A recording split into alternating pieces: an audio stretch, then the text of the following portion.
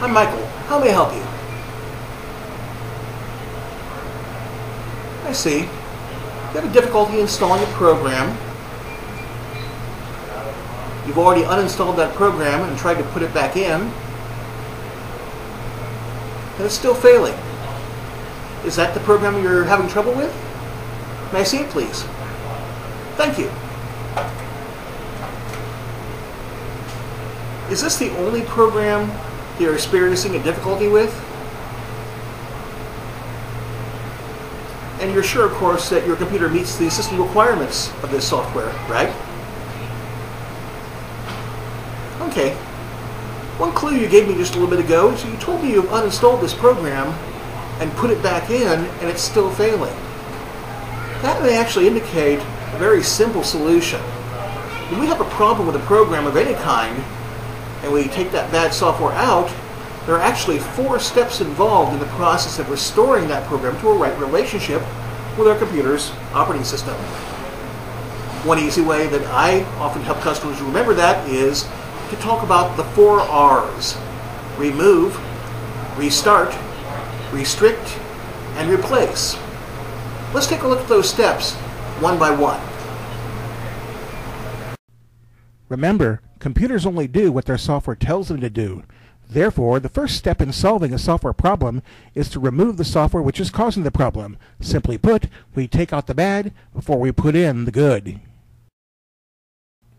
For a system running Windows 7 or Windows Vista, we remove the affected program by clicking the Start button, clicking the Control panel, and under the Programs heading, clicking on Uninstall a Program.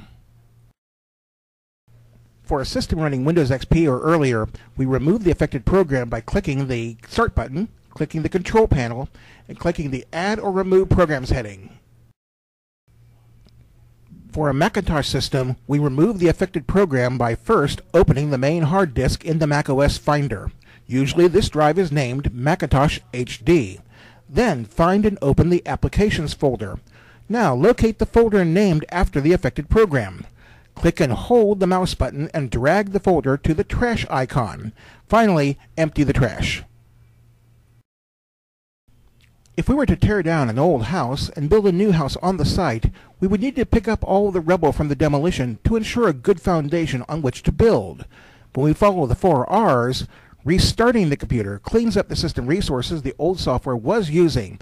These resources will then be available for the software being replaced. It's helpful to remember that the people who write computer programs do not know what any one computer is doing when their software is being installed. How can we help that software to install itself correctly? Quite simple. Restricting or temporarily stopping other programs in the system gives the replacement program first place in line. The operating system can then give its undivided attention to installing the program. Now we have reached the 4th R, replace. We've removed the old software, restarted the system to clear the way, and restricted the system to the task at hand. All that's left is to reinstall the affected software, just as though it were being installed for the first time. Let's review those steps once more, shall we? We remove the software that's giving us the problem, basically so it doesn't stay in the computer and come back and bite us. We restart the computer to reclaim the resources that the software was using and have those resources available for the software to use the right way. We restrict the software that's running, give the program that we're trying to install first dibs, if you will, and make sure the computer is giving its undivided attention to the task at hand. And finally, we replace, put the right software in to do the right job. This should help you out. Any more questions? Okay, I'm glad I was able to help you out. Thanks for shopping at Micro Center. Have a great day. Here's your software back.